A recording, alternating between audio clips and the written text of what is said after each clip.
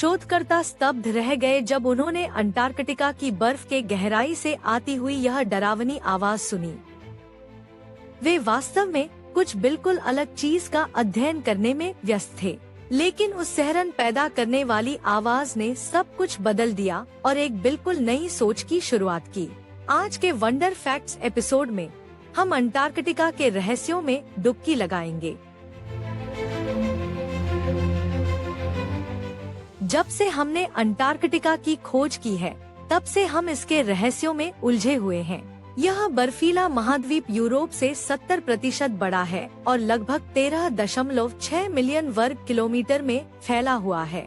Antarctica पृथ्वी का एकमात्र महाद्वीप है जहां सबसे कम शोध हुआ है, और हम सब जानते हैं क्यों।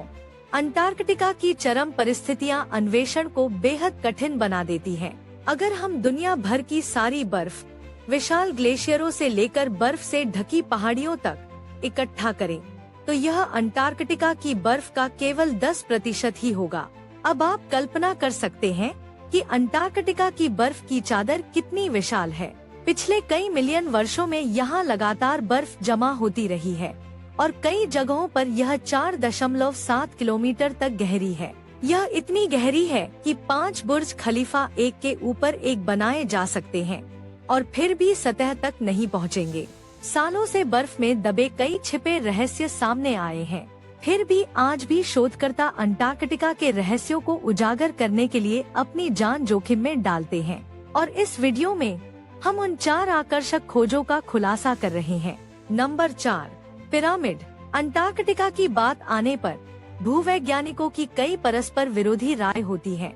कुछ मानते हैं कि इसकी परिस्थितियां किसी भी प्राचीन मानव सभ्यता के जीवित रहने के लिए बहुत कठोर थी, लेकिन अन्य लोग मानते हैं कि एक विदेशी सभ्यता का अंटार्कटिका से संबंध हो सकता था। साल 2016 में उपग्रह फुटेज ने कुछ ऐसा कैद किया जिसने दुनिया को चौंका दिया। पिघलती बर्फ से उभरती एक पिरामिड जैसी संरचना देखी गई। इस छवि ने शोधकर्ताओं के बीच नई बहस छेड़ दी। ऊपर से देखने पर यह मिस्र के पिरामिडों से काफी मिलता जुलता दिखता है। इस रहस्यमयी संरचना का प्रत्येक पक्ष लगभग 2 किलोमीटर लंबा है। तुलना के लिए मिस्र का सबसे बड़ा पिरामिड, गीजा का महान पिरामिड, केवल 750 फीट या 220 मीटर ऊंचा है। इसीलिए बहुत से लोग मानते हैं कि यह कोई प्राकृतिक संरचना नहीं है। यह वास्तव में एक प्राचीन सभ्यता द्वारा बनाया गया पिरामिड हो सकता है। और अगर यह सच है, तो यह पूरी तरह संभव है कि अंटार्कटिका की विशाल भूमि में और भी कई पिरामिड छिपे हों। अब अगर हम इस सिद्धांत को एक पल के लिए भी सच मान ले, तो बहुत से सवाल उठते हैं। ये लोग कौन थे और उन्होंने इतनी अत्यधिक ठंड में ऐसा कुछ कैसे बनाया? हम जानते हैं कि अंटार्कटिका से बर्फ के कोर नमूने लाखों साल पुराने हैं। यह दिखाता है कि अंटार्कटिका लाखों वर्षों से जमी हुई है, जिससे जीवन का अस्तित्व बेहद असंभव हो जाता है। सन 2017 में जर्मन भूवैज्ञानिकों के एक समूह ने अंटार्कटिका के विभिन्न हिस्सों में कोर ड्रिलिंग की और परिणाम चौंकाने वाले थे। उन्होंने पौधों और पेड़ों के नमूने खोजे जो हजारों वर्षों तक हजारों फीट बर्फ के नीचे दबे रहे थे। और भी चौंकाने वाली बात क्या है, ये पौधे उन प्रकारों से मिलते जुलते थे जो आमतौर पर उष्णकटिबंधीय वर्षावनों में पाए जाते हैं। वैज्ञानिकों का मानना है कि लगभग 11,000 साल पहले पिछली हिमयुग के दौरान अंटार्कटिका पूरी तरह से जमी हुई नहीं थी। इसके कुछ हिस्सों में संभवतः जंगल थे और जीवन की संभावना वास्तविक थी। लेकिन असली रहस्य बना हुआ है जो हम उन उपग्रह चित्रों में देख रहे हैं। क्या वह वास्तव में एक पिरामिड है? कोई भी वहां जाकर इसे जमीन पर पुष्टि नहीं कर पाया है। फिर भी एक बात निश्चित है, एक समय था जब अंटार्कटिका हरा भरा और जीवंत था। नंबर 3, अजीब आवाज। साल 2002 में अंटार्कटिका से बर्फ का एक विशाल टुकड़ा टूटकर समुद्र में चला गया। इस ब्लॉक का नाम लार्सेन बी था, जिसका क्षेत्रफल विशाल 3,250 वर्ग किलोमीटर और मोटाई लगभग 220 मीटर थी। जैसे ही यह समुद्र में मिला, यह तेजी से पिघल गया, जिससे समुद्र स्तर में तेज वृद्धि हुई। शोधकर्ताओं को संदेह था कि ग्लोबल वार्मिंग ही इसके महाद्वीप से अलग होने का मुख्य कारण था। ऐसी ही आपदा को रोकने और समुद्र स्तर की वृद्धि की निगरानी करने के लिए वैज्ञानिकों की एक टीम अंटार्कटिका के उत्तर में रॉस आइस शेल्फ का अध्ययन करने गई। उन्होंने बर्फ के भीतर गहराई में 34 अत्यधिक संवेदनशील सेंसर लगाए। उद्देश्य वास्तव में यह समझना था कि ये विशाल बर्फ के टुकड़े क्यों टूटते हैं और इसे कैसे रोका जा सकता है। जैसे रेगिस्तानों में रेत के टीले होते हैं, वैसे ही अंटार्कटिका में बर्फ की धारियां होती हैं, जो बर्फ की शेल्फ को जगह पर बनाए रखने में मदद करती हैं। इन सेंसरों का उपयोग करके वैज्ञानिक बर्फ की शेल्फ की भौतिक संरचना और गुणों का अध्ययन कर रहे थे, लेकिन जो परिणाम उन्हें मिले, उन्होंने पूरे वैज्ञानिक समुदाय को चौंका दिया। सेंसरों ने कुछ अविश्वसनीय खुलासा किया।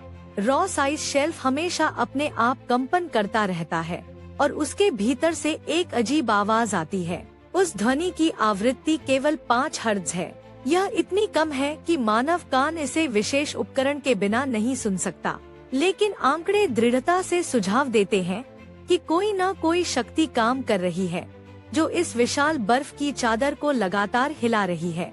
और कई महीनों बाद शोधकर्ताओं ने उस कंपन में सूक्ष्म परिवर्तन देखना शुरू किया। उन्होंने यह भी देखा कि बर्फ से आने वाली आवाज मौसम में बदलाव के साथ बदलती रही। आखिरकार यह पुष्टि हुई कि रहस्यमय ध्वनि वास्तव में रॉस आइस शेल्फ पर बहने वाली हवा के कारण हो रही थी। जैसे ही शक्तिशाली अंटार्कटिक हवाओं की दिशा बदली, बर्फ से आने वाली आवाज भी बदल गई। यह सीटी की तरह ही काम करता है। हवा ज्यादा या कम होने से सुर बदल जाता है। आज शोधकर्ता इन ध्वनियों का उपयोग यह निगरानी करने के लिए करते हैं कि बर्फ की परत के अंदर क्या हो रहा है, यह कितना स्थिर है और क्या यह अब भी मुख्य भाग से जुड़ा हुआ है या नहीं। नंबर 2, आइस झील के नीचे।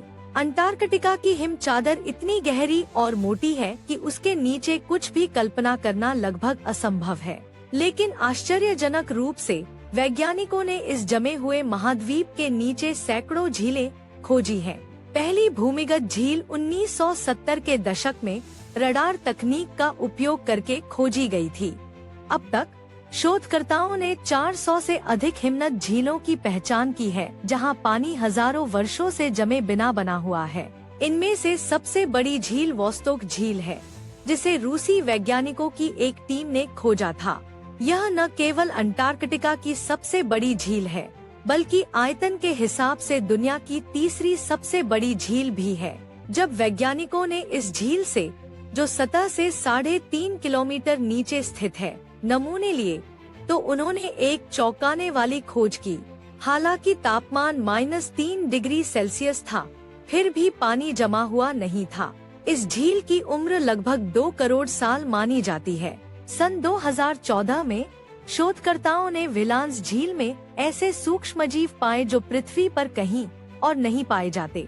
इन अजीब जीवों ने कभी ताजी हवा में सांस नहीं ली और न ही कभी सूरज की रोशनी देखी। फिर भी उन्होंने पूरी तरह से अलग-थलग रहकर जीवित रहने में सफलता पाई है। तो वे यह कैसे करते हैं? विशेषज्ञ मानते हैं कि उनकी मुख्य ऊर्जा का स्रोत झील की तह से निकलने वाली मीथेन गैस है। Number 1, mount Erebus. क्या यह भी संभव है कि आग पृथ्वी के सबसे ठंडे स्थान पर मौजूद हो? यह कल्पना करना कठिन है, लेकिन यह सच है। अंटार्कटिका कई ज्वालामुखियों का घर है। सिर्फ रॉस द्वीप पर ही 4 ज्वालामुखी हैं, और उनमें से एक, माउंट एरेबस, अभी भी सक्रिय है। 3800 मीटर ऊंचा यह ज्वालामुखी पिछले 13 मिलियन वर्षों से लावा उगल रहा है। अंटार्कटिका में सक्रिय ज्वालामुखियों की मौजूदगी वास्तव में प्रकृति के सबसे बड़े आश्चर्यों में से एक है। यह ज्वालामुखी इतना दूरस्थ है और मौसम इतना खतरनाक है कि वहां पहुंचना लगभग असंभव है। लेकिन 2013 में वैज्ञानिकों के एक समूह ने पहली बार सफलतापूर्वक माउंट एरेबस की चोटी पर पहुंचा। उनकी हैरानी के लिए उन्होंने ज्वालामुखी के अंदर ही जीवित सूक्ष्मजीव पाए। माना जाता है कि ये अजीब जीवन रूप पृथ्वी पर और कहीं मौजूद नहीं है, सिर्फ अंटार्कटिका में। हम आशा करते हैं कि आपने इस वीडियो में अंटार्कटिका के बारे में कुछ वाकई दिमाग हिला देने वाले तथ्य सीखे होंगे। यदि आपको यह रोचक लगा हो तो इसे अपने दोस्तों के साथ साझा करना न भूलें। नीचे टिप्पणी में हमें बताएं कि आपने क्या सोचा, और यदि आप ऐसे और वीडियो चाहते हैं तो हमारे चैनल को सब्सक्राइब करना न भूलें। वीडियो देखने के लिए धन्यवाद।